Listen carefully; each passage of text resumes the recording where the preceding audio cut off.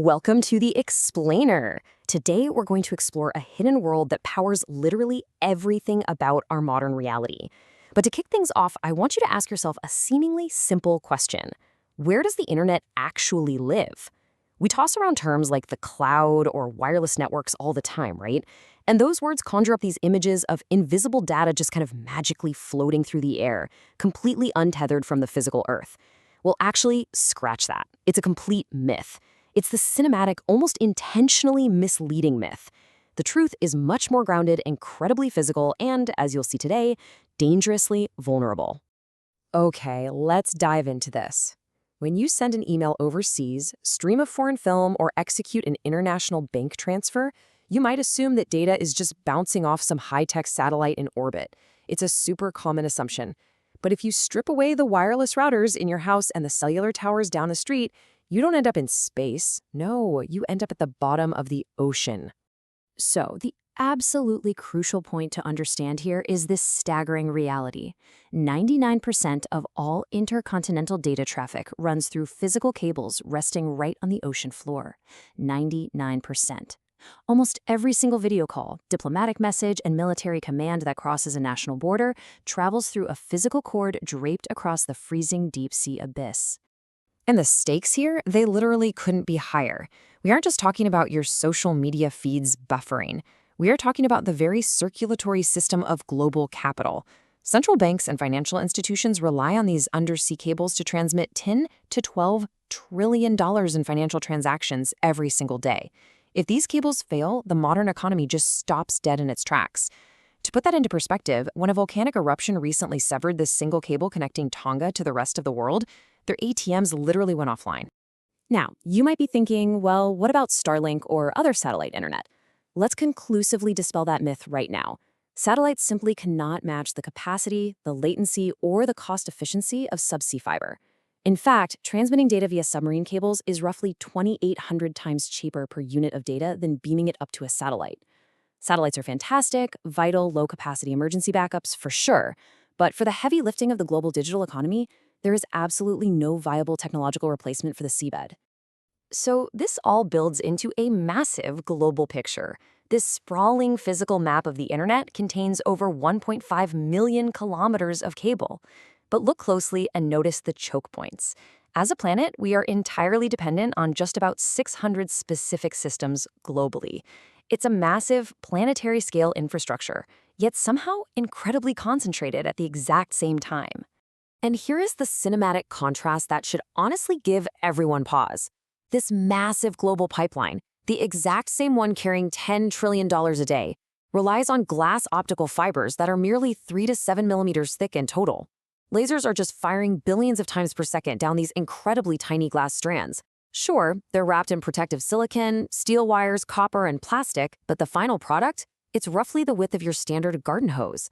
That garden hose is literally all that connects our continents. All right, moving into Section 1, the hyperscaler takeover and the rise of the two-tier seabed. Historically, these cables were funded and maintained by international consortia of state-backed telecom carriers, so they functioned a lot like a public utility. But we've entered a totally new era of private tech monopolies, and the sheer scale of this shift is just staggering. The hyperscalers, namely Google, Meta, Amazon, and Microsoft, now utterly dominate the physical network.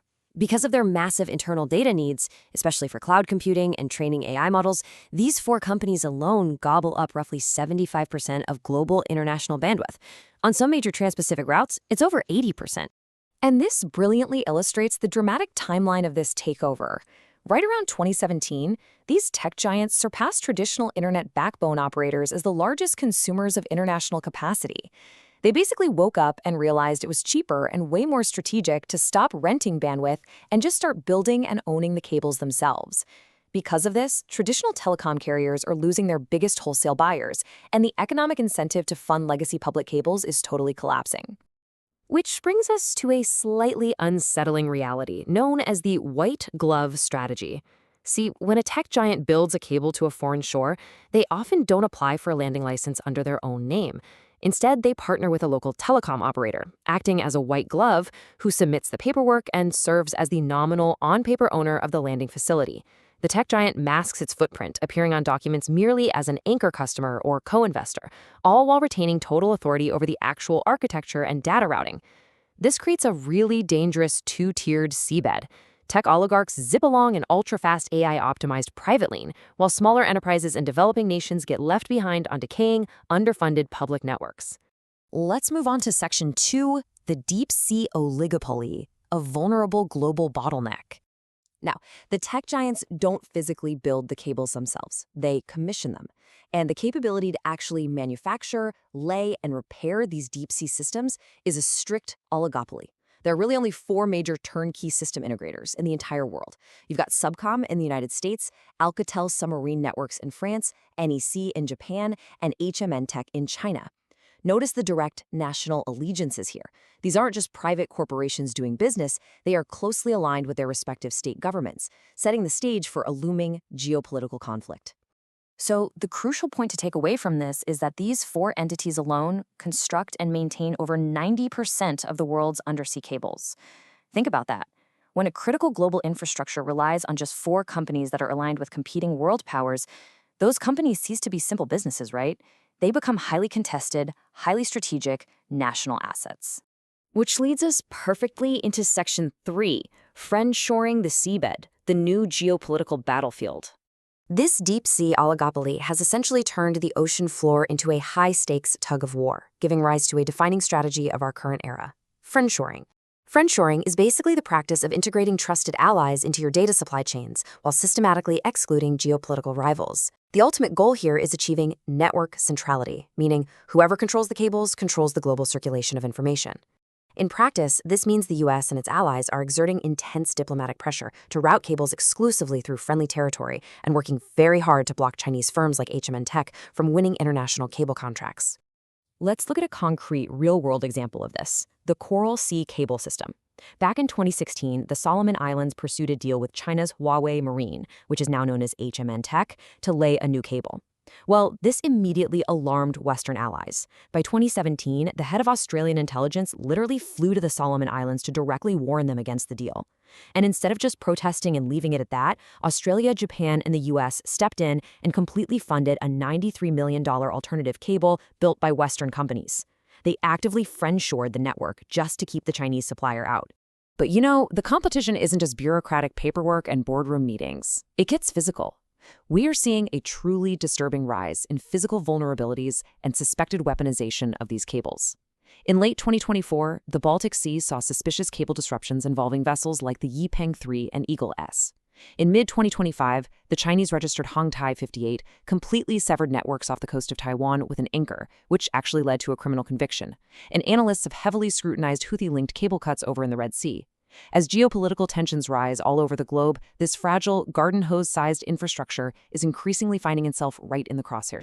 And that brings us to Section 4, the threat of the splinternet and a fractured digital future.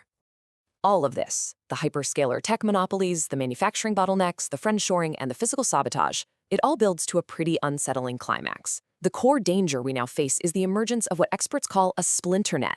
Instead of a unified, singular World Wide Web that connects everyone, the physical infrastructure itself is being bifurcated.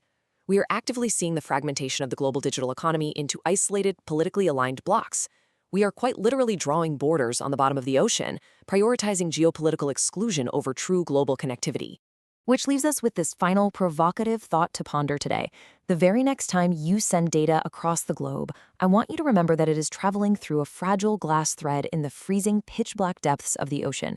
It's owned by tech monopolies, built by a tiny oligopoly, and increasingly targeted by rival nations. So the question is no longer just how the internet works, but rather, will the internet even survive as a truly global network, or is it destined to fracture into isolated, deeply divided geopolitical blocks? Thank you so much for joining me on this deep dive. Stay curious, focused learners, and I'll catch you in the next explainer.